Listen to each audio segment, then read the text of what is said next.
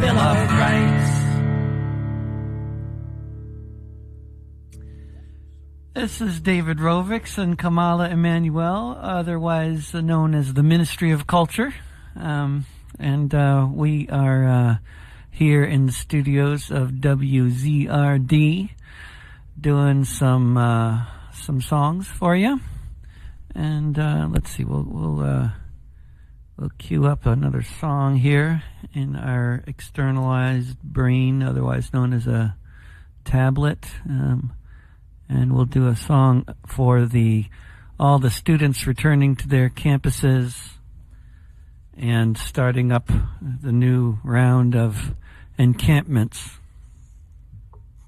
in solidarity with the Palestinians.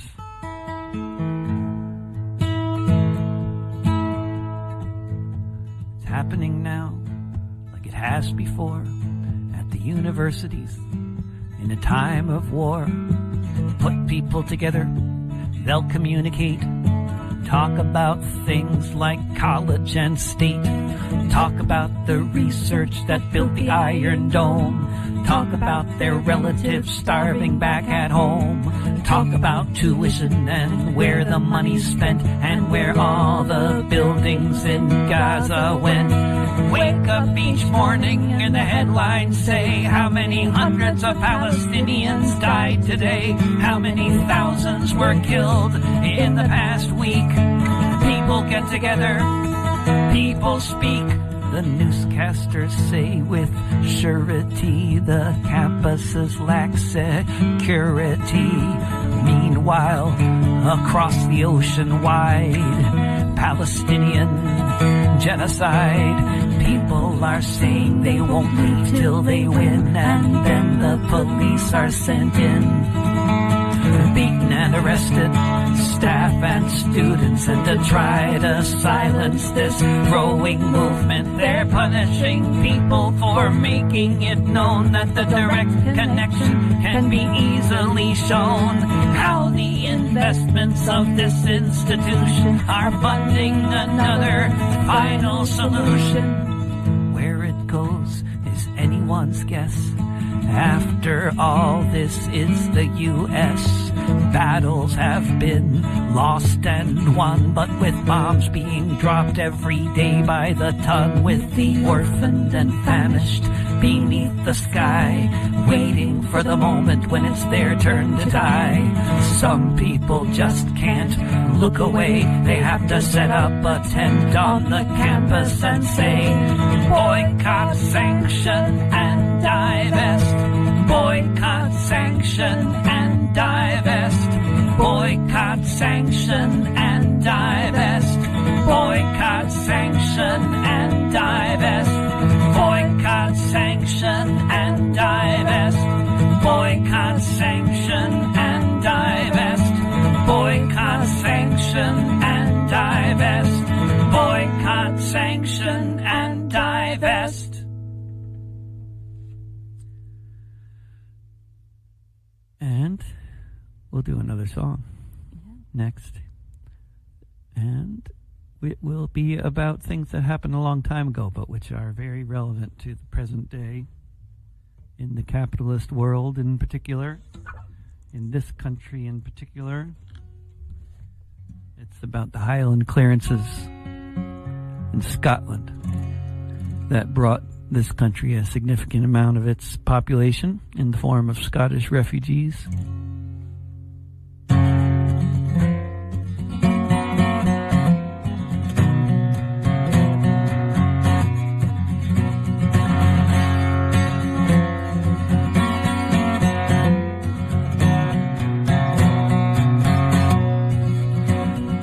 Once upon a century, people lived above this glen. There were 50 houses here with parents and their children, but someone said they owned what those 4 generations had called their homes across the Scottish nation. Allotments kept on shrinking while the rent would only rise. One by one the broken crofters left the open skies, the frozen shores of Nova Scotia in a far-off colony, or somewhere else across the sea. Once upon a century, from the ways of old, from something like the golden rule to the rule of gold, it's just the logic of the market. Supply and demand says to drive the people from the land. Instead of eerie silence reverberating all around among the gardeners and shepherds, you would hear the sound of the pipes and drums and choirs, of the songs that would be sung, and the stories that were told in the Gallic tongue. Once upon a century, you'd never think it could to turn into a field what had been a neighborhood. Once there were the promises of loyalty or clan, and then there was just profit if you can. If we travel back to a different time and space, it was possible for most to afford to live someplace, but it's the logic of the market, each investor's conviction. More money is just grounds for an eviction.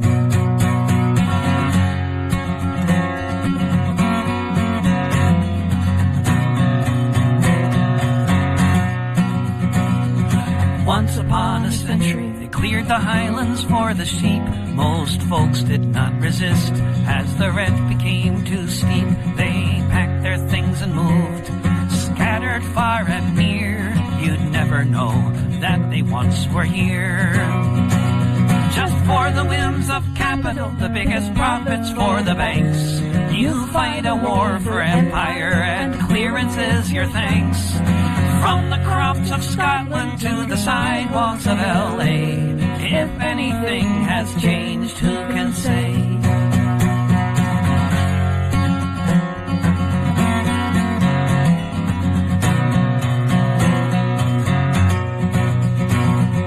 Once upon a century, people lived above this glen. There were 50 houses here with parents and their children.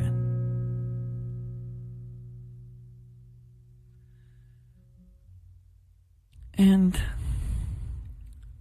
I was, since the horrendous events of October in Gaza and southern Israel began to unfold, I was thinking about, a lot of things, but one of the things I was thinking about was history and the events that have taken place in this country that have borne so much similarity to the events taking place currently ongoing for the past 10 months in Gaza. And one of those historical events that unfortunately very few of us ever end up knowing anything about was the event that involved in part way through it involved the biggest mass hanging in a single day in U.S. history in the state of Minnesota in 1862 during the uprising and famine and deportations of that year.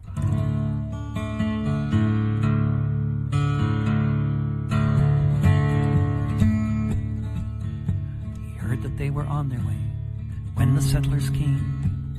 Little Crow knew that nothing now would ever be the same. The treaties he agreed to, signed under duress. He watched as the land of the Indians was less and less and less. His people were left with a patch only 20 miles wide. A little bit of land by the Mississippi riverside. A little bit of land with a very uncertain fate. Once this place called Minnesota became a state. Little Crow went all the way to Washington, D.C., where he appealed his people's case to the highest authority. Then they took away half the land allotted for his kin, and then even that little patch saw more settlers moving in. Little Crow watched them hunting and logging all the trees. He watched his people growing hungry. He watched the children freeze when their meager crops failed. He went in search of aid from the Indian agents who had grown rich from the money that they'd made. What should have fed the people line their pockets instead. Lincoln sent an investigator, and that's just what he said. The standard was corruption, treaties made to be broken, along with comforting words duplicitously spoken. Little Crow told his people words bitter on his tongue. The ancients had said his people could eat grass and their own dung. Peaceful coexistence could clearly last no more. He gathered up an army and set out to go to war. His warriors raided the stores of food that should have been theirs. They took guns and ammunition, put soldiers in their crosshairs. They won one battle after another, drove all the settlers out until divisions heading south were given a new route.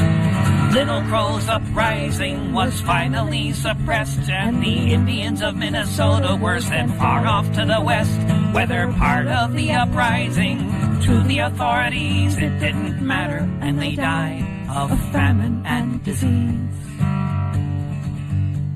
Little Crow was killed picking berries with his son, shot down by a settler out hunting with his shotgun. For handing in his scalp, the hunter made a dandy sum, and his bones were displayed in a museum. Little Crow was a leader, and it seems to me he made decisions when every option was impossibility. He had the choice to starve and die on what was left of the land, but he decided it was time to make a stand. He heard that they were on their way, and when the settlers came, Little Crow knew that nothing now would ever be the same.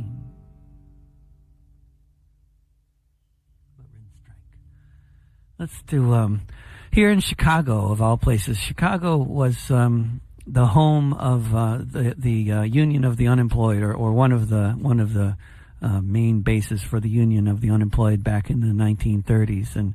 And Chicago, the Union of the Unemployed in Chicago, led the way in this country in eviction defense and eviction response squads, and when people would be evicted from their homes for inability to pay the rent, the Union of the Unemployed would gather in their thousands and carry the people's stuff back into their apartments. And the Union of the Unemployed had locksmiths that would change the locks back again and move people back in. And this kept on happening to such a degree in this city that in 1934, Chicago banned evictions. And this was one of many states, all the states in this country, that had good rent control laws a long time ago. And now it's one of the 48 states that no longer has good rent control laws on a statewide basis. Many states, most states, I believe it is banned for any municipality to have any kind of rent control laws, such as in the state I live in Oregon. And I wrote this song for all those people living in their cars and all those renters, like my own family, whose rent has tripled in the past 17 years. And I know that's happening to folks in Chicago as well. Got the same corporations to blame for it, both cities. Each year there are more people living on the streets, their ranks growing geometrically, and in fact the numbers are increasing by the exact same degree. As the rents are rising, the situation is clear. If we don't change this reality, this ain't no civilization here. But what if all the renters stopped paying the rent and showed our collective might? What if we kept on refusing until housing was a human right? Each year things get grimmer, feels more like the sting of defeat. More and more people working 2 or 3 jobs who still can't make ends meet. What if we all said to our neighbors, here's what we will do. If the authorities come to evict anyone,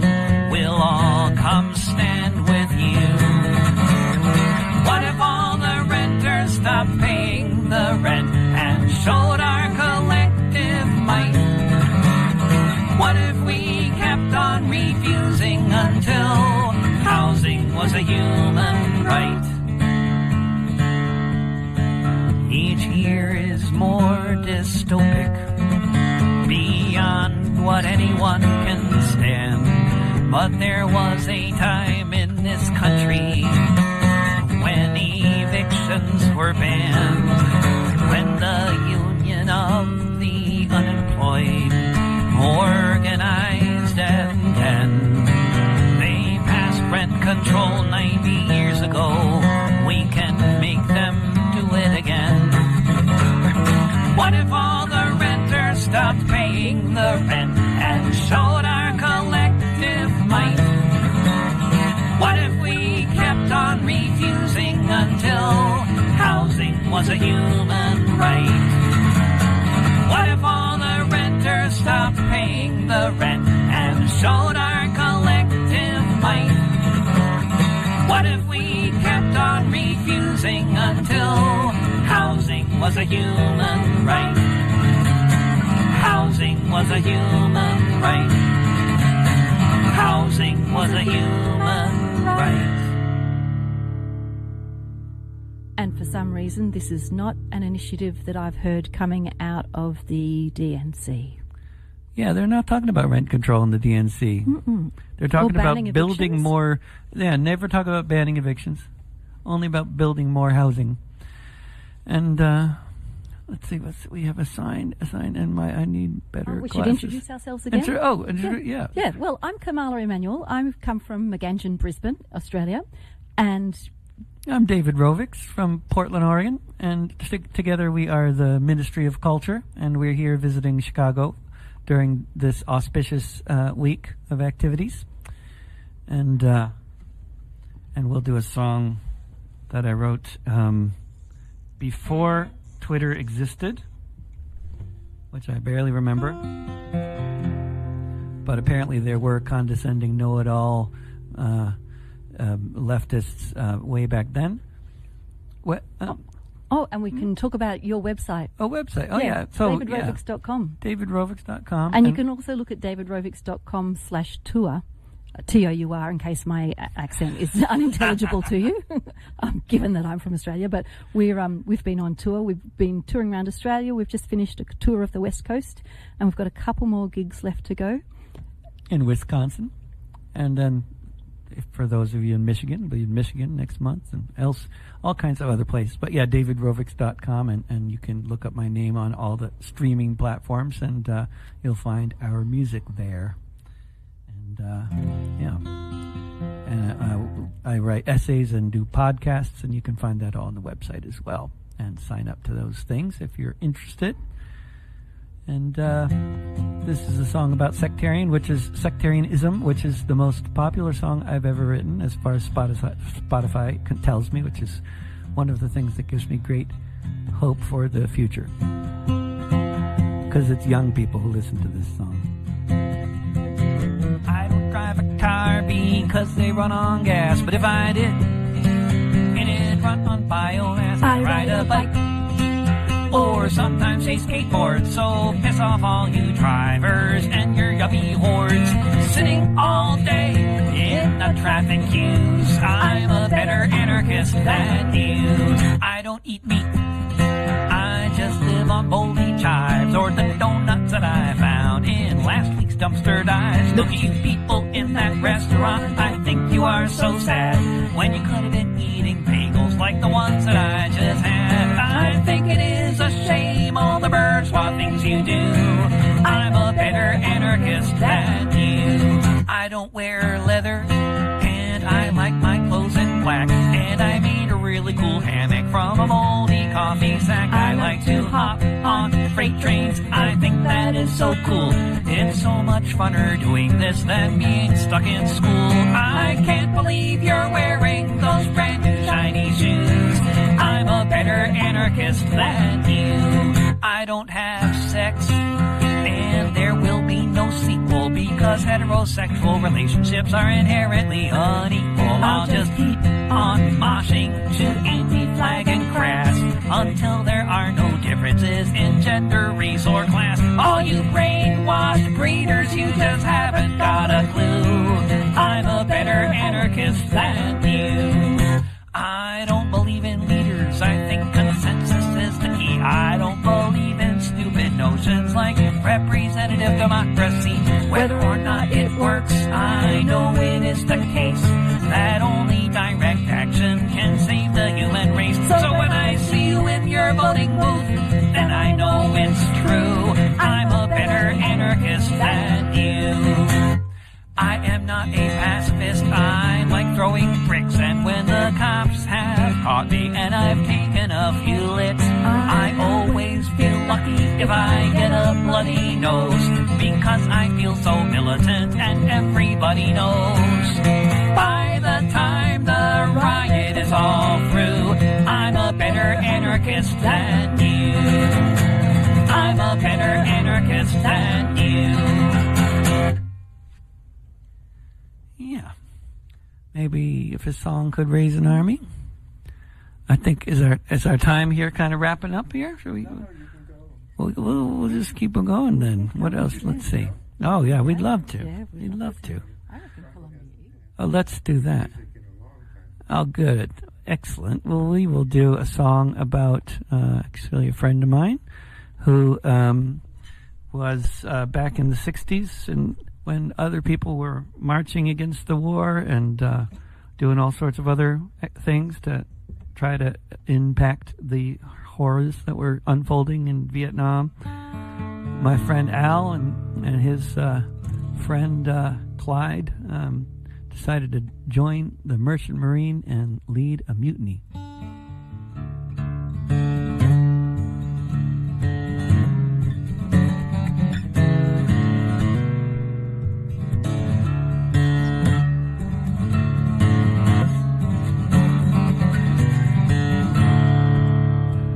Around, I'll tell a story about a man I know, what he did across the ocean half a century ago. Death was raining from the skies all over Vietnam. Al and Clyde decided they had to try to stop the bombs. These two young men signed up to join the Merchant Marine, horrified by what they heard along with what they see. They began to have discussions, they found a common goal. They joined the crew of the Columbia Eagle, and then they take control.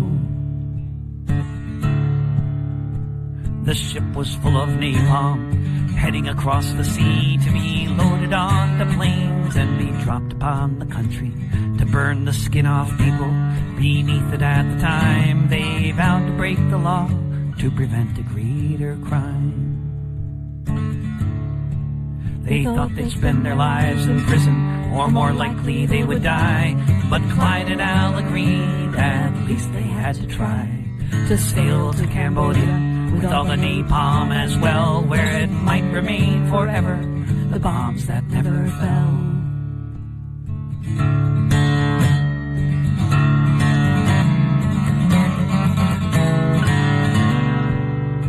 They carried out their plan, and they didn't slip, just two guns between them, but soon they ran the ship.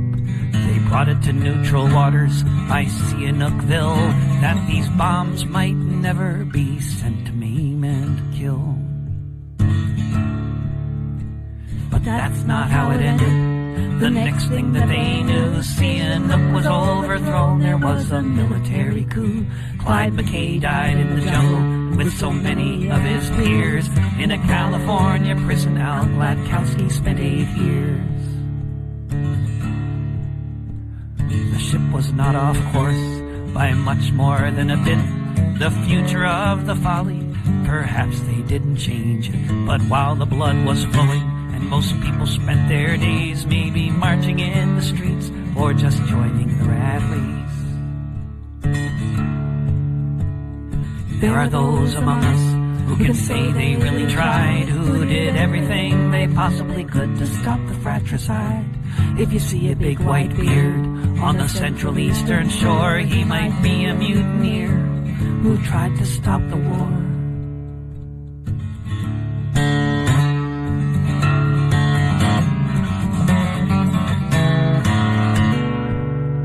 Gather round, I'll tell the story about a man I know, what he did across the ocean half a century ago.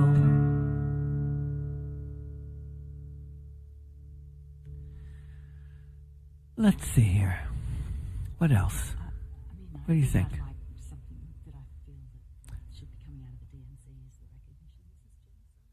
Oh, that's a good idea.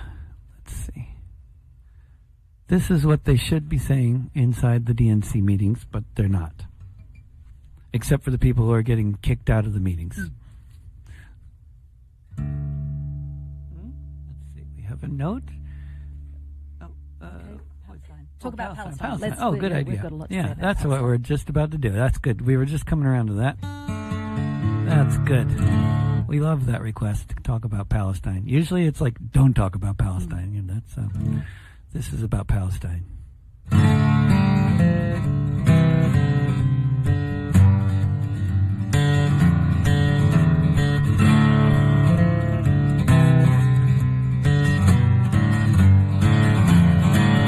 This is genocide. It is not a war. It is a slaughter in a ghetto by the shore. A ghetto with no army, a ghetto with no ports, a ghetto under the jurisdiction of the military courts of an occupying power with a target everyone, killing them with bombs and chemicals and guns. This is genocide. They're using famine and disease as our lives go on. Just across the seas, the occupying army is imposing starvation on everyone in Gaza of every station. Parents or children, people anywhere, they're being killed because they're still living there. This is genocide. It's happening now. The Western politicians talk about how they must stop the bombing and lend aid, but the murder continues with American-made missiles and jets with zero regard as the buildings collapse like houses of cards.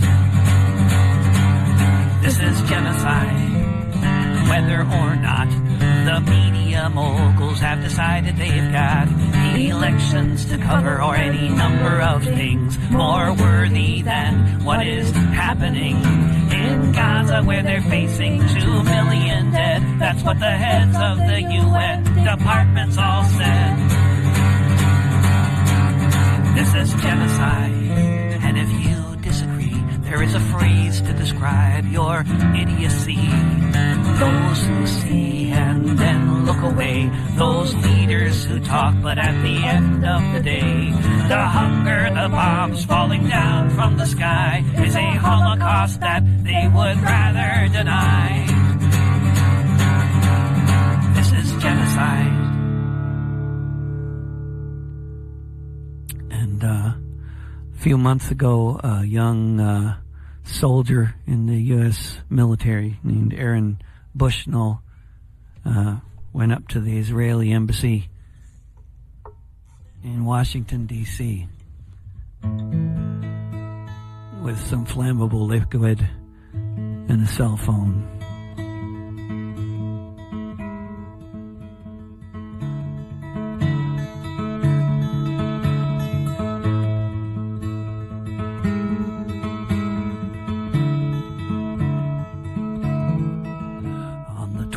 Of February 2024, in protest against a U.S.-sponsored genocidal war, as bombs were falling and exploding all around, burning up the bodies of the children on the ground, huddling in tents and just waiting to die, this young man could no longer stand to hear the cries.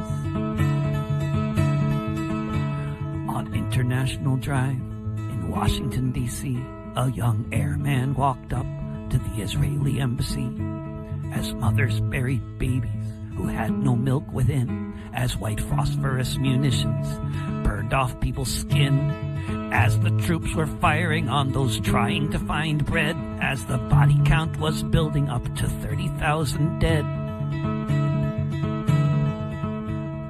Dressed in his fatigues, there on Embassy Row, he announced into the camera this was where he'd meant to go, an act of desperation and one designed to share the horrors of the crimes being committed over there, like a mirror to the world, so no one could look away from what's happening in Gaza every minute of each day.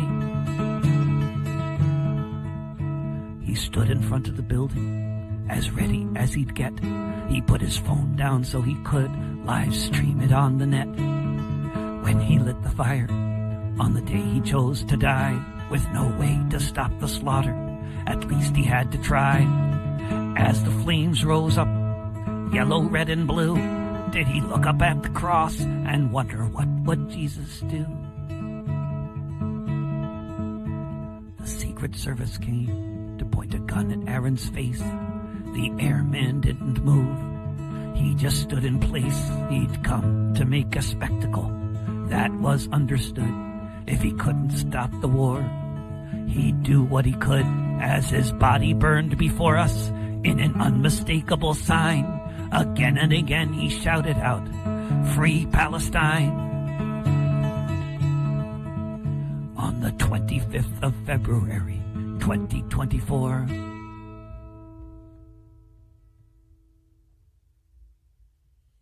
And you can be sure that someone out there thinks that you're an anti-Semite if you want to talk about that. Good, we'll do what's that third one? Oh, hi, who's that? Hi. Oh yeah. Oh, we did that one though. We did that one. But those are great ideas. But we'll do St. Patrick and we'll do two of them. Yep, we got it. Oh, cool. Let's do that. Oh, thank you. We'll do a little song about U.S. history, particularly the history of the southwestern U.S., but the whole country, and Mexican history, and Irish history. All rolled up in one.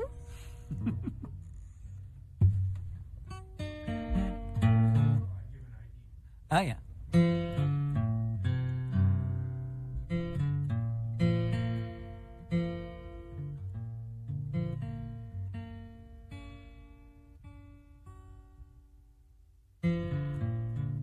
Listening to WZRD Chicago. Back to the music.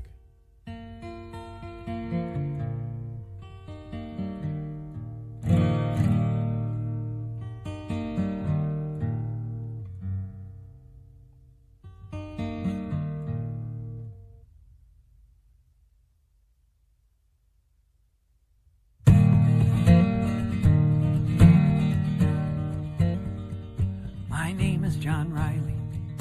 I'll have your ear only a while. I left my dear home in Ireland. It was death, starvation, or exile. When I got to America, it was my duty to go enter the army and slog across Texas to join in the war against Mexico. And it was there in the pueblos and hillsides that I saw the mistake I had made. Part of a conquering army with the morals of a bayonet blade. So in the midst of these poor dying Catholics, screaming children, the burning stench of it all, myself and 200 Irishmen decided to rise to the call. From Dublin City to San Diego, we witnessed freedom denied. So we formed the St. Patrick Battalion and we fought on the Mexican side. We formed the St. Patrick Battalion and we fought on the Mexican side. We marched neath the green flag of St. Patrick, emblazoned with Erin Cobra, right with the harp and the shamrock, and Libertad para Republica. Just 50 years after Wolf Tone, 5,000 miles away, the Yanks called us a legion of strangers, and they can talk as they may, but from Dublin City to San Diego, we witnessed freedom denied. So we formed the St. Patrick Battalion and we fought on the Mexican side. We formed the St. Patrick Battalion and we fought on the Mexican side. We fought them in 5 major battles. Churubusco was the from Boston, we fell after each mortar blast. Most of us died on that hillside in the service of the Mexican state. So far from our occupied homeland, we were heroes and victims of fate. From Dublin City to San Diego, we witnessed freedom denied. So we formed the St. Patrick Battalion and we fought on the Mexican side. From Dublin City to San Diego, we witnessed freedom denied. So we formed the St. Patrick Battalion and we fought on the Mexican side. We formed the St. Patrick Battalion and we fought on the Mexican side.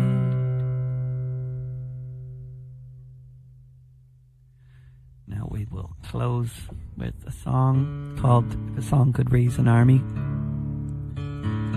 All these, I've done three albums since October. And, yeah.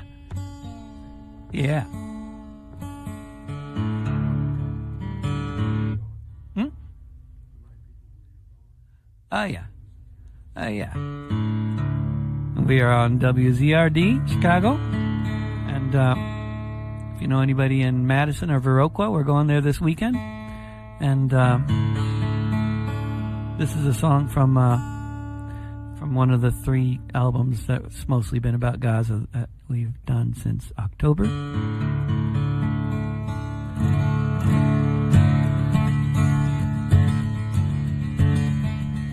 They saw bring us together across the planet that gave us birth to act as one, bring peace and justice all around this shattered earth. If a song could take down borders, take down fences, make them fall, liberate all those imprisoned, kept behind the ghetto walls. If a song could stop the bombs, so the next might be the last. If a song could change the future, so it won't be like the past.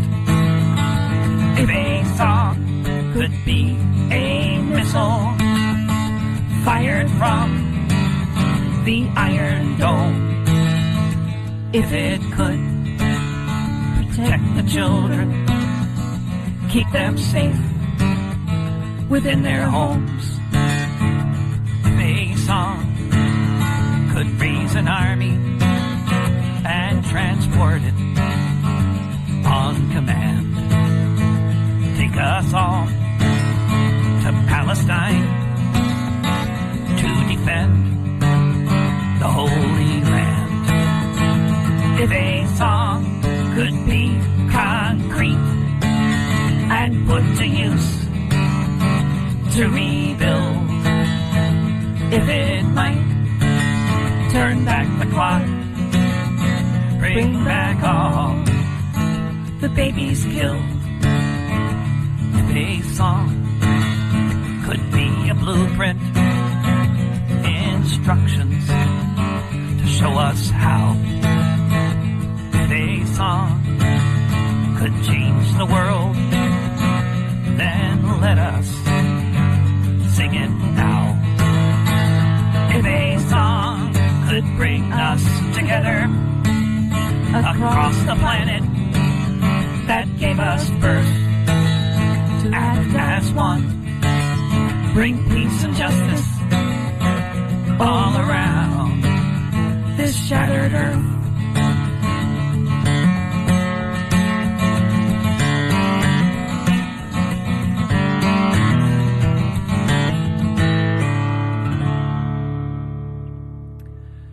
Thank you very much for listening, Chicago. This has been a presentation of David Rovics and Kamala Emanuel, also known as the Ministry of Culture. can hear more at davidrovics.com or looking me up on Spotify or wherever else. Thank you very much.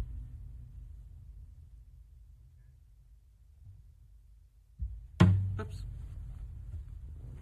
You have been listening and are listening to WZRD Chicago 88.3 FM. And coming up next, so just so everybody knows, it is a crazy fun time right now at WZRD. We have the Democratic National Conference happening right now in Chicago, and there's a lot going on here in studio. We've had people down at the DNC the past few days. So there's a lot of things going on all at once, and we have a brand new studio. So we're getting used to where everything is. So bear with us. Coming up next, we are honored to have an interview with Floating Witch's Head. Now, I'm going to try and bring them in here.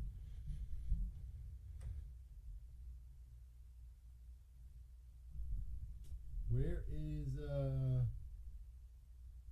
So while I bring him in here, I just wanted to play one of their songs. It's Floating Witch's Head. Travis Ward, guitar and vocals. Eric Gilbert, organ and synth. Michael Mitchell, drums. We are going to have an interview with them shortly here. But before we bring them in, I wanted to play their song, Body Snatchers.